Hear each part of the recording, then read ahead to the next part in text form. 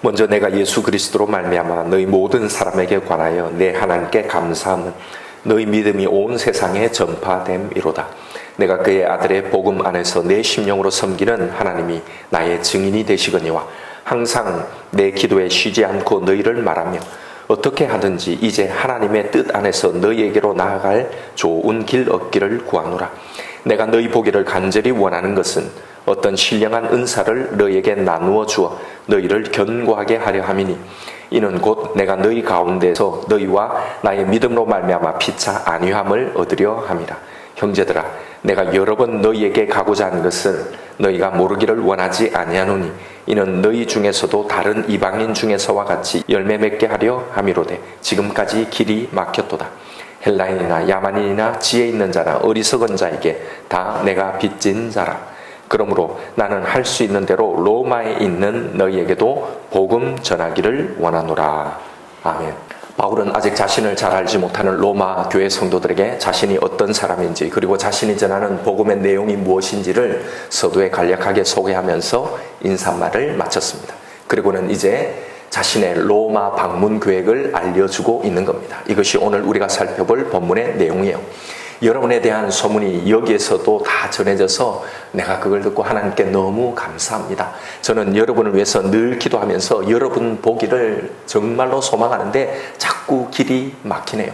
이건 빈말로 그러는 게 아니라 진짜 내가 그러다는 걸 하나님이 증언해 주실 겁니다.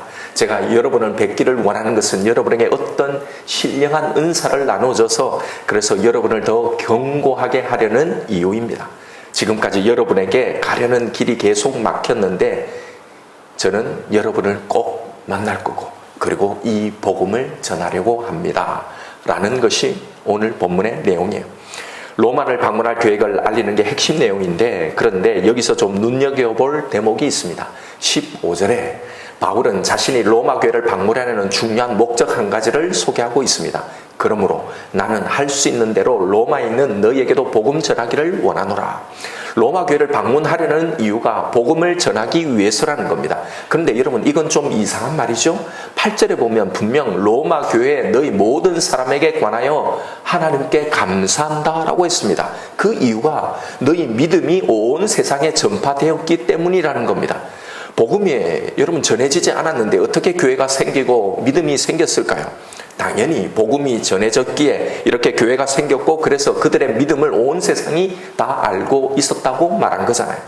그런데 바울은 지금 내가 길이 막혀도 기어이 여러분에게 가서 꼭 여러분에게 이 복음을 전하려고 합니다 라고 말하고 있는 겁니다. 바로 이 대목을 우리는 유심히 보아야 합니다. 그리고 질문을 던져야 합니다. 아니 복음을 들어서 믿게 된 그들에게 다시 또 복음을 전해야 하는가? 왜 바울은 이미 복음을 믿고 있는 그들에게 복음을 전하겠다고 하는가? 라는 질문 말입니다. 다행히 바울은 앞에서 이 말이 무슨 뜻인지를 설명해 놓았습니다. 11절입니다. 내가 너희 보기를 간절히 원하는 것은 어떤 신령한 은사를 너희에게 나누어줘 너희를 견고하게 하려 함이니. 자, 이건 마치 로마 교회가 복음은 이미 듣고서 믿고는 있지만 아직 뭔가 더 깊은 차원의 이 영적인 세계를 경험하지 못했기에 바울 자신이 가지고 있는 어떤 신령한 은사를 나누어서 더 영적이고 더 깊은 신앙으로 한 차원 더 성장하게 하기 위해서 로마 교회에 꼭 가려고 한다는 것처럼 읽힙니다. 그럼 여기서 바울이 말한 이 신령한 은사는 어떤 영적인 어떤 은사들, 예를 들면 방언이나 신효나 예언이나 하는 이런 은사를 말하는 걸까요? 아닙니다. 이게 뭔지를 바울이 아까 15절에 분명히 밝혔잖아요. 그러므로 나는 할 수 있는 대로 로마에 있는 너에게 복음 전하기를 원한다. 너에게 복음 전하기를 원하노라. 이 말과 너에게 신령한 은사를 나눠주려고 한다라는 말은 같은 말입니다. 즉 여기서 바울이 말한 이 신령한 은사는 바로 복음을 말하고 있었던 겁니다. 방언이나 신유, 예언, 신비한 이런 것들을 말한 게 아니에요. 로마서를 보십시오. 편지의 뒤편을 봐도 이런 은사에 대한 이야기는 없습니다. 오직 복음에 대한 이야기뿐이에요. 그럼 그들에게 복음이 없었다는 말일까요? 그게 아니고 바울이 이 복음을 로마에 전하려고 하는 그 이유는 로마의 교회 성도들을 더 견고하기 위해서라고 했습니다. 그럼 로마 교회 성도들의 신앙이 견고하지 않았단 말인가요? 분명 8절에 바울은 로마 교회 성도들에 관하여 하나님께 감사한다고 했는데 그 이유가 그들의 믿음이 온 세상에 전파되었기 때문이라고 해놓고는 여기서는 또 그들의 신앙이 견고하지 않다는 건 무슨 말일까요? 여기서 바울이 로마 교회의 믿음이 온 세상에 전파되었다라고 말한 것은요, 그들의 믿음의 수준이 매우 높았기 때문에 그 놀라운 믿음의 수준, 그 소문이 온 세상에 알려졌다는 말이 아니고, 하나님의 이 복음이 당시에 로마 제국의 한 변방 아주 조그만 나라 이 이스라엘 여기를 넘어서서 당시 세계 중심이었던 이 로마, 거기에도 전파되어서 이 제국의 수도 로마에도 이 복음을 믿는 자들이 존재하고 있더라라는 이 소식이 온 세상에 전파되었다라는 이 말입니다. 자, 다시 본론으로 돌아와 로마 교회는 당연히 복음으로 생겨난 교회이지만 다시 복음을 들어야만 했다는 겁니다. 왜요? 견고하게 되기 위해서요. 그렇다면 지금 바울의 이 말에서 우리가 캐치할 수 있는 것은 복음을 믿고는 있지만 그 복음 속에서 신앙생활하고 있지만 견고하지 않은 그런 신앙생활이 존재할 수도 있는 거고, 이 복음을 흔드는 어떤 상황이 있을 수도 있다는 겁니다. 그렇다면 그 신앙은 반드시 다시 복음으로 견고해져야 한다는 말인 겁니다. 바로 이 편지에서 우리가 주목하려고 하는 내용이 바로 이거예요. 로마 교회 입장에서 이 바울의 말을 한번 생각해 보십시오. 사실 이건 매우 불쾌한 말입니다. 자신들의 신앙과 믿음을 무시하는 말이니까요. 여러분에게 혹시 다른 성도들이 당신의 신앙은 아직 견고하지 않는 것 같습니다, 내가 볼 때 당신은 다시 복음을 들어야 될 것 같네요 라고 한다면 여러분 기분이 어떨 것 같습니까? 아마 몹시 불쾌할 겁니다. 아니, 복음이 뭔데? 예수 그리스도가 죄인인 나를 이 영원한 저주에서, 이 사망에서 구원하시기 위해서 십자가를 지신 거고 내 죄를 위해서 다 대속해 죽으셨다는 것, 그걸 믿음으로 나는 영원한 이 천국을 소유한다는 것, 이게 성경의 내용, 그게 구원의 믿음, 이게 복음 아닌가? 나는 분명히 그걸 믿는데 뭐가 견고하지 않아서 다시 복음을 들어야 한다고 하는 건가? 약간 화가 나기도 할 겁니다.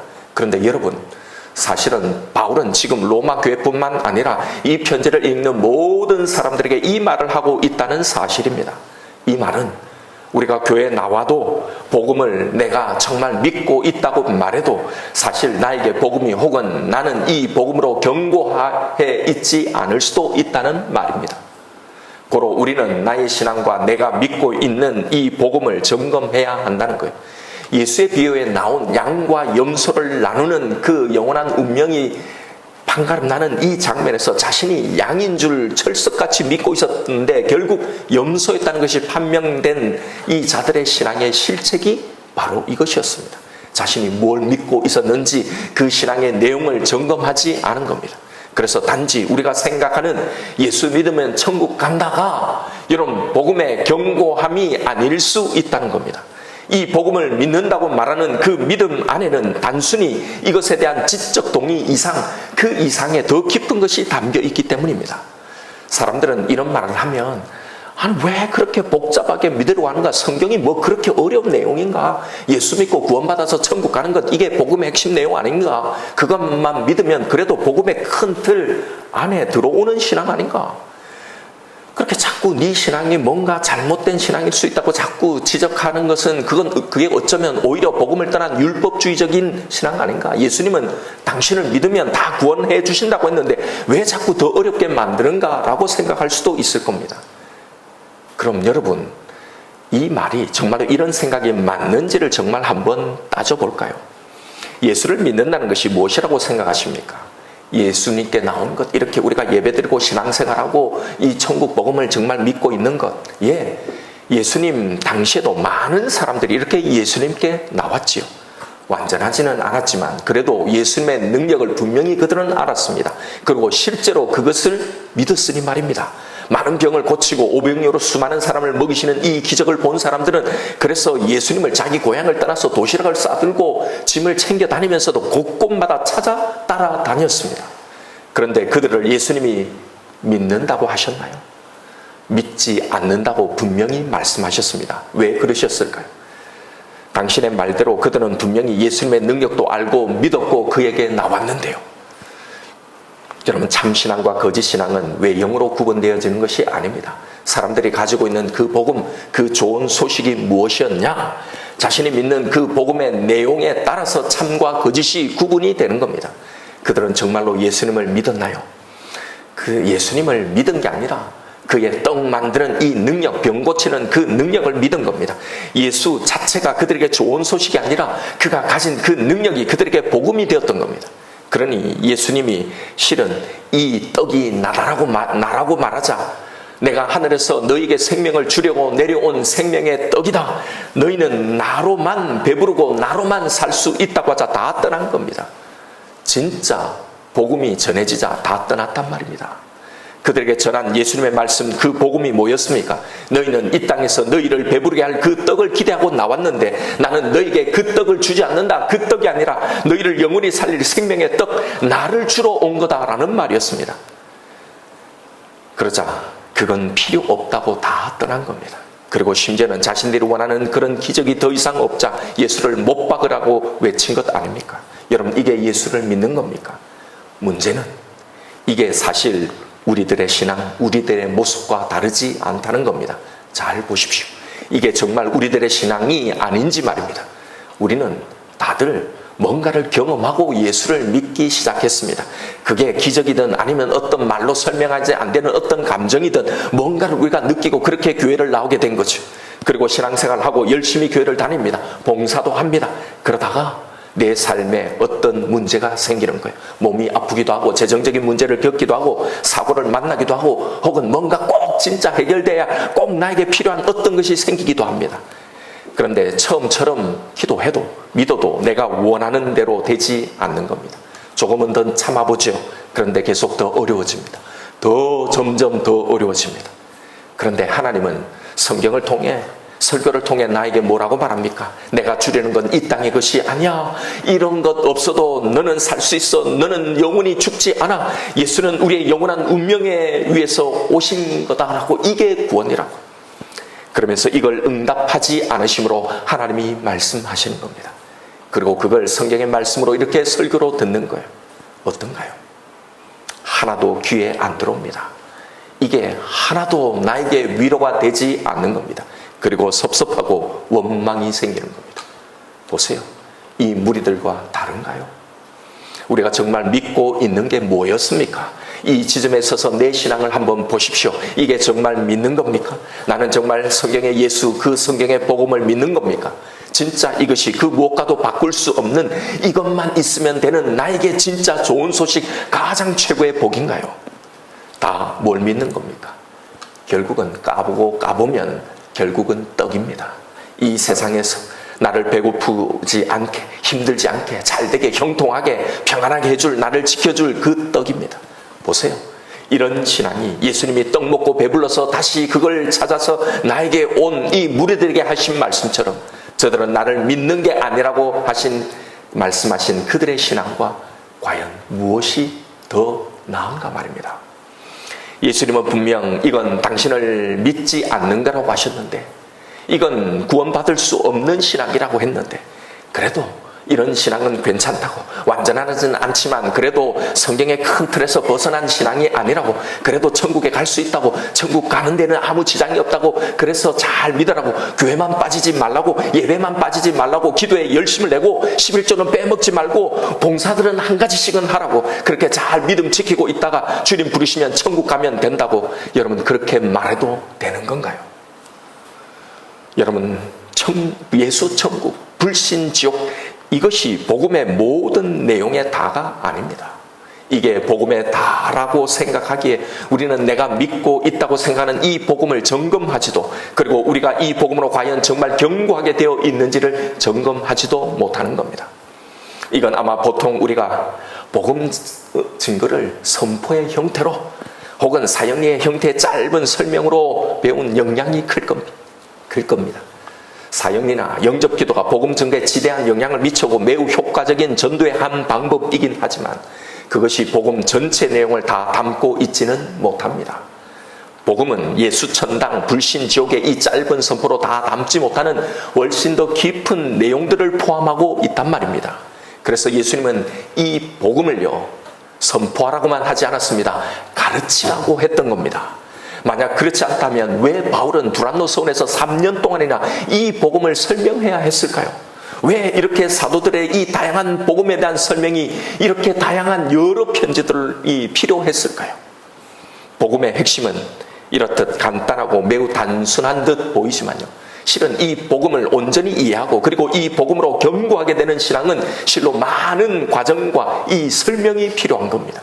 그래서 바울은 이미 복음으로 세워진 이 로마 교회에 다시 이 복음을 설명하려고 하는 겁니다. 고로 우리는 뭘 믿어야 하는지, 내가 신앙하는 그 신앙의 내용이 뭔지를 알아야 합니다. 복음은 단순히 예수를 믿으면 모든 게 좋아진다가 아닙니다. 예, 분명 좋아지지요. 그런데 진짜 무엇이 좋아지는지, 무엇이 진짜 좋아져야 하는지에 대한 설명이 반드시 필요한 겁니다. 우리는 이 땅의 것을 위해서 믿지 않습니다. 우리의 신앙의 내용에는 이 땅의 것들이 들어있지 않습니다. 성경은 이 땅의 가치들은 다 불태워지고 사라지고 없어질 거라고 했습니다. 다 심판받는다고 했습니다. 고로 이 땅에서 내가 원하는 것, 내가 소원하는 것 위에 그 기도 응답을 위해서 우리는 믿는 게 아니란 말입니다. 여러분, 기도 응답이란 말은요, 기독교에만 있는 게 아닙니다. 다른 모든 우상 종교에 있는 말입니다. 아니, 사실 거기서 나온 말입니다. 소원 성취요, 절에 가보십시오, 점집에 가보십시오, 이런 문구들, 이런 부적들이 얼마나 많은지요. 부활하시고 승천을 앞둔 예수님이 베드로에게 뭐라고 말씀하셨습니까? 우리가 요한복음에 이것을 살펴보았잖아요. 나를 따라오라고 하셨잖아요. 네가 원하는 그 길을 가는 게 아니라 내가 간 그 길, 내가 너에게 가라고 한 그 길을 가라고 하셨잖아요. 이게 무슨 길이었습니까? 죽음의 길이었잖아요. 자기를 부인하고 자기의 정과 욕심을 십자가에 못 박는 길, 나의 십자가를 지고 걸어가는 그 죽음의 길이었단 말입니다. 왜 죽음의 길을 가라고 하신 겁니까? 이게 영원히 사는 길이기에, 그것이 죽음처럼 고통스러운 길이지만 이게 진짜 죽지 않고 영원하게 사는 길이기에, 이렇게 그를 따라가는 것이 진짜 믿는 것이기. 그래서 진짜 신앙의 이상적인 모습은요, 이 좁은 길, 이 죽음의 길, 주님이 이끄시는 이 길, 내 자아가 부인되고 내 욕심과 내 소원이 포기되는 그 길을 걸으면서도, 이렇게 주님의 길을 따라가면서도, 이 좁은 길을 걸으면서도 밤낮 기뻐하는 겁니다. 성령이 나와 함께 계심을 찬양하며 신뢰하며 가는 겁니다. 여러분, 이게 신앙의 견고함입니다. 이게 바울이 말한 이 신령한 은사를 너희에게 나누어줘 너희를 견고하게 하려고, 나는 너희에게 깊이 있고 가려고 한다, 이 복음을 전해주려고 너희를 보기를 소원하고 기도한다라는 이 이유입니다. 여러분, 내 신앙을 점검하십시오. 잘 믿고 있어도요, 또 우리는 우리의 연약함 때문에, 사단의 공격 때문에 언제든지 다시 그 방향을 벗어날 수 있습니다. 섰다고 자부할 인생, 그런 신앙은 아무도 없습니다. 그래서 우리가 지금 만나고 있는 바로 지금 이 문제, 정말 간절한 이 문제를 두고 내가 정말 뭘 믿고 있는지, 내 믿음의 내용을 점검해야 하는 겁니다. 그래서 하나님, 이 기도를 제발 응답해 주십시오라는 그런 기도를 할 때보다 우리는 더 많이, 더 간절히, 더 깊이 기도해야 하는 거예요. 기도 없이는 이것이 안 되기 때문입니다. 내 신앙을 점검하고 내가 믿는 복음을 점검하고 그 복음으로 나를 견고하게 하는 진짜 이 일은요, 기도 없이는 안 되는 일이기. 여러분, 기도는 내가 뭔가 필요할 때만 하는 게 아닙니다. 구약에 보면 우리가 오해한 이유가 이겁니다. 이스라엘이 범죄하면 이방 나라로부터 고난을 당할 때 하나님은 당신 자신에게 부르짖으라고 하셨죠. 그렇게 부르짖으면 하나님이 이스라엘의 이 고통에서 사사를 보내서 그들을 구원해 주시는 이 방식을 보고는, 아, 우리는 문제가 생기면 하나님께 부르짖으면 하나님이 다 해결해 주시는구나, 기도가 내 필요를 아뢰는 강구라고 우리는 이렇게 생각해 버린 겁니다. 그런데 여러분, 잘 보십시오. 여기서 하나님이 찾으신 이 부르짖음의 이 기도는요, 단순히 문제를 해결해달라는 이 부르짖음이 아니라 여기서 자신의 모습을 보게 하는 겁니다. 우리가 정말 하나님을 믿지 못했구나라는 이 자각이고, 그러면 이제 이 문제 앞에서, 이 대적들 앞에서, 나를 두렵고 불안하게 하는 이 대적들, 이 상황 앞에서 이제는 진짜 정말 하나님을 신뢰해야 하자라는 이 결단의 기도였던 거예요. 여러분, 언제 우리가 나에게 이 복음이 가장 강렬하게 울리게 됩니까? 언제 우리가 이 복음을 다시 듣게 되나요? 언제 우리가 이 복음으로 견고하게 됩니까? 바로 이런 때를 말하는 겁니다. 내가 두려워하는 그 문제들 앞에서, 내 앞에 벌어지는 이 사건들, 이 어떤 사고들, 어떤 상황 속에서 바로 이 복음을 다시 듣게 되는 겁니다. 그러니 우리의 신앙에서 이 기도가 얼마나 중요합니까? 이 기도의 시간에 내 속에 계신 성령으로부터 이 복음을 다시 듣고 다시 복음으로 일어서는 겁니다.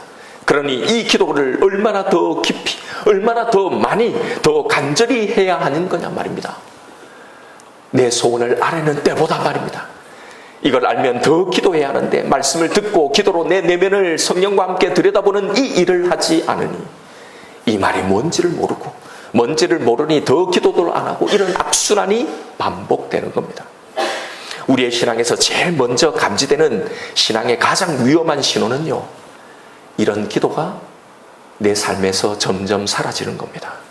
여러분, 외형적으로 보면 이것이 가장 먼저 드러나는 신호입니다. 한번 보십시오. 나를 보고 주위를 보십시오. 신앙이 무너지는 가장 첫 번째 신호가 이거예요.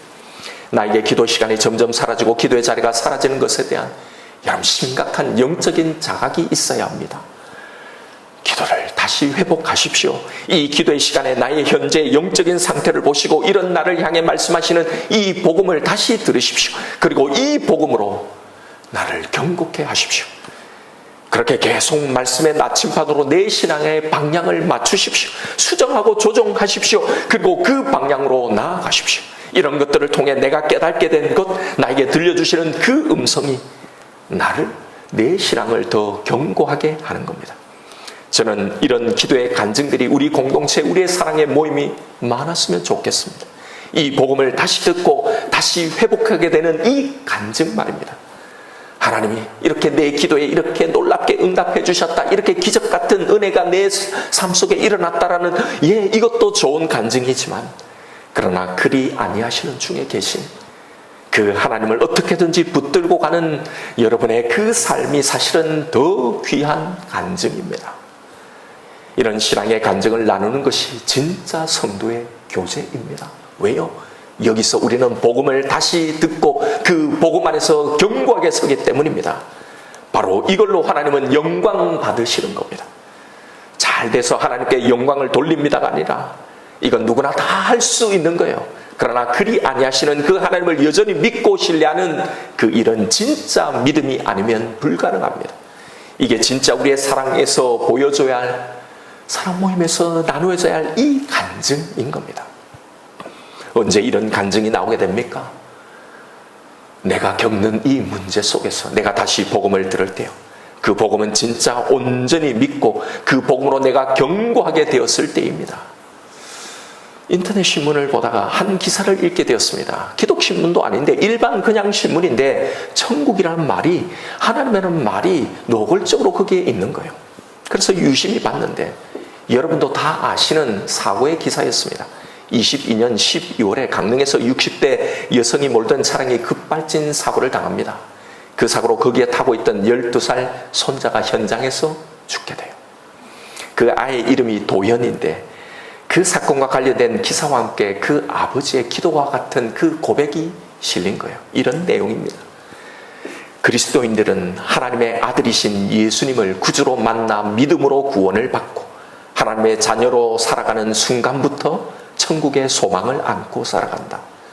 그러나 이 땅에서 사랑하는 이와의 이별을 맞이할 때 우리는 하나님께 종종 왜라는 질문을 품게 된다. 왜 지금인지, 왜 이렇게 가야 했는지 말이다. 이 순간에도 사랑하는 이를 천국으로 부르신 하나님의 섭리를 추측하며 이해하려고 애를 써보지만 성경이 증거하고 약속하는 천국의 소망조차 희미하게 느껴진다. 우리가 지금은 거울로 보는 것 같이 희미하나 그때는 얼굴과 얼굴을 대하여 볼 것이요, 지금은 내가 부분적으로 아나 그때는 주께서 나를 아신 것 같이 내가 온전히 알리라. 사도 바울의 말씀처럼 우리는 그분 앞에서는 그날에 모든 것을 온전히 이해하게 될 것이다. 사랑하는 이를 이 땅에 살게 하신 그날을, 또 사랑하신 이를 천국으로 부르신 그날을 말이다. 시련과 슬픔을 이기고 먼저 떠난 사랑하는 이를 다시 마주하게 될 그날까지 우리가 이 땅에서 붙들어야 하는 것은 주님의 십자가 고통을 넘어선 그 하늘의 소망이 아닐까. 여러분, 이런 고백이, 이런 간증이 그냥 나왔겠습니까? 이 아버지의 고백처럼 이를 만나면요, 그동안 아무리 나는 진심으로 복음을 믿는다고, 나는 진짜 정말로 믿는다고 생각했던 그 믿음이라는 게 다 무너지는 겁니다. 그 전에는 다 믿지요. 사람은 언제나 다 죽는 것이고 이 죽음은 천국을 통과하는 그런 관문이라고, 문이라고, 우리는 그 천국에서 다 만나게 될 거라고, 그러니 그 천국에서 사람의 영원히 살 거라고. 그런데 여러분, 이런 일 앞에는요, 그렇게 믿었던 그 천국에 대한 믿음도, 그렇게 신실하다고 선하던 그 하나님도 다 사라지는 겁니다. 얼마나 몸부림치며 하나님 앞에 울부짖었을까요? 이런 고백이 나올기까지 말입니다. 얼마나 많은 통곡의 시간과 기도의 시간을 보냈을까요? 그 비통하고 참담한 심정을 겪어보지 않은 사람은 아마 모릅니다. 그 어느 누구도 이 고통을 위로할 수 없는 겁니다. 그렇게 이 도연이 아버지는 이 시간을 지나 이 고백에 도달하게 된 겁니다.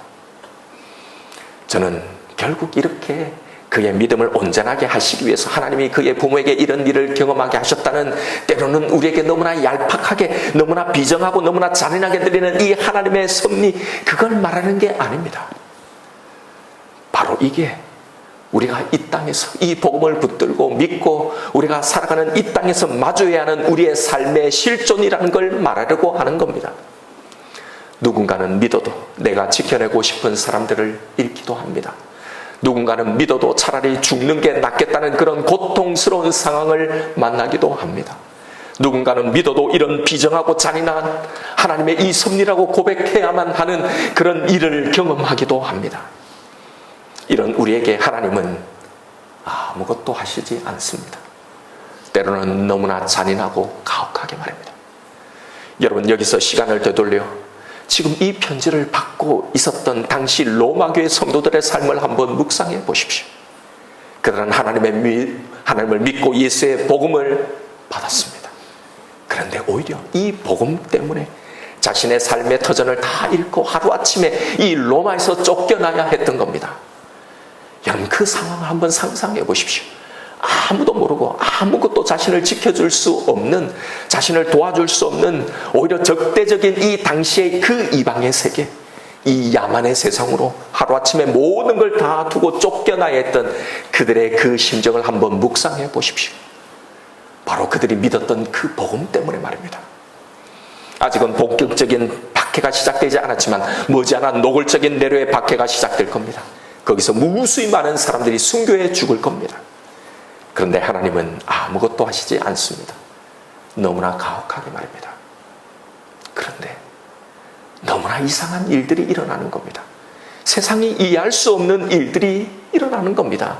이 일을 겪고 있는 나 자신조차도 생각하지 못했던 이런 일들이 일어나는 겁니다. 거기서 다시 진짜 복음을 듣게 되는 겁니다. 그걸 다시 고백하게 되더라는 겁니다. 그리고 거기서 다시 일어서더라는 겁니다. 이건 이 상황에서 복음을 만난 모든 사람들의 그 공통적인 모습, 공통의 고백이었습니다. 도인이 아버지의 이 고백처럼 말입니다.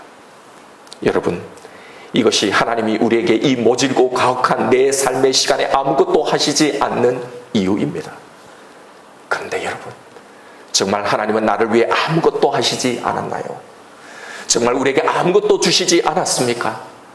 우리가 믿는 이 복음, 우리가 가진 이 좋은 소식은 바로 이것에 관한 이야기, 이것에 관한 약속 아닌가요? 당신의 아들을 통해 맺어주신 이 약속 말입니다.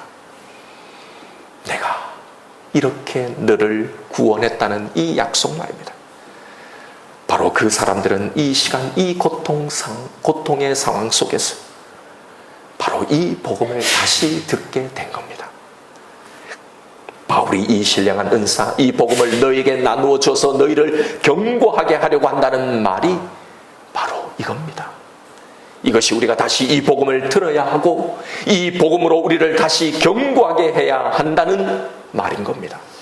여기서 경고하다는 말, 이 헬라 스테리조의 이 뜻은요, 넘어지지 않도록 어딘가에 단단히 고정시키다, 쓰러지지 않도록 그 힘을 북돋아 강하게 하다라는 말입니다. 왜요? 우리는 이 땅에서 이런 시간들을 통과해야 하기 때문입니다.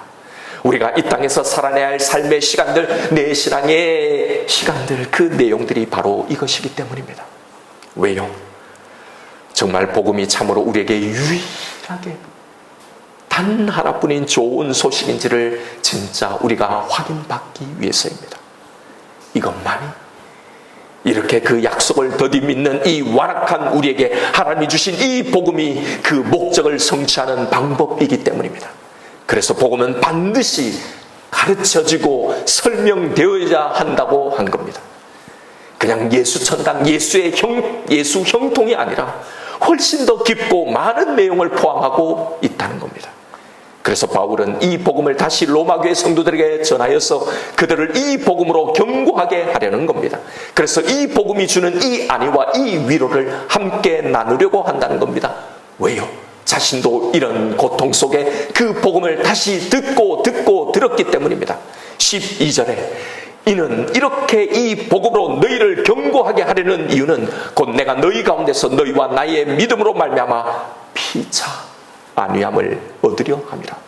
여기서 피차 안위함을 얻는다는 이 말은 함께 위로하다, 함께 위로를 받다, 함께 격려하다라는 말입니다.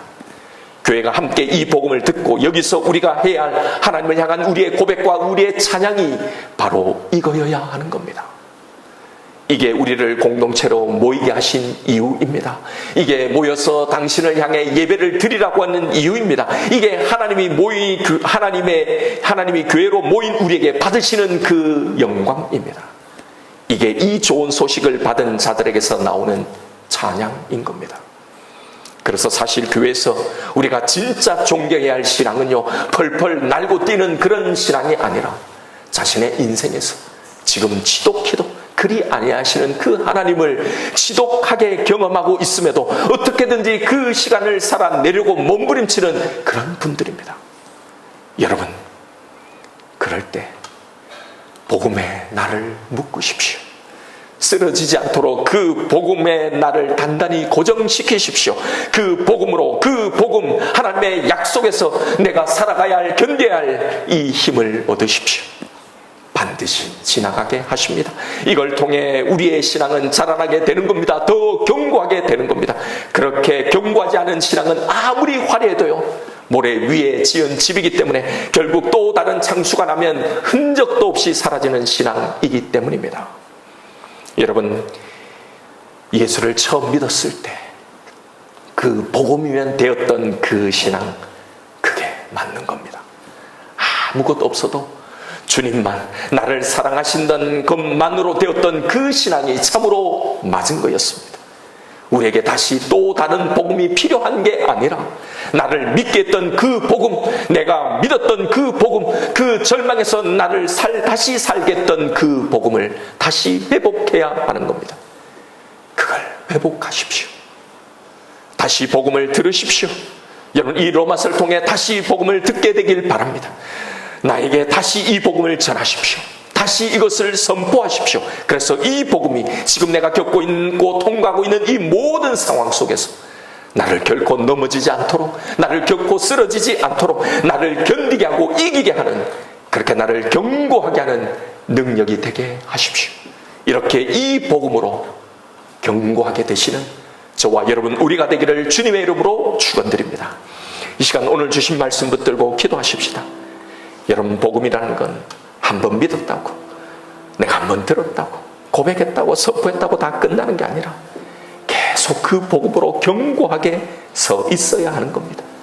그러니 여러분, 지금 나의 이 자리에서 다시 복음을 나에게 전하십시오. 이 복음으로 나를 견고하게 하십시오. 쓰러지지 않도록 단단하게 나를 고정시키십시오. 진짜 하나님을, 그의 약속, 이 복음, 예수의 십자가를 믿으십시오. 신뢰하십시오. 길이 막히는 그 상황에서도 하나님의 선하심을 믿고 나아가십시오. 지금 내가 만나고 있는 이 모든 문제 속에 이 복음을 선포하십시오. 그리고 그 복음을 믿고, 그래, 나를 견고하게 묶으십시오. 이 시간 나에게 주신 말씀이 있을 겁니다. 우리 이 말씀 붙들고 하나님 앞에 기도하며 나아가십시다.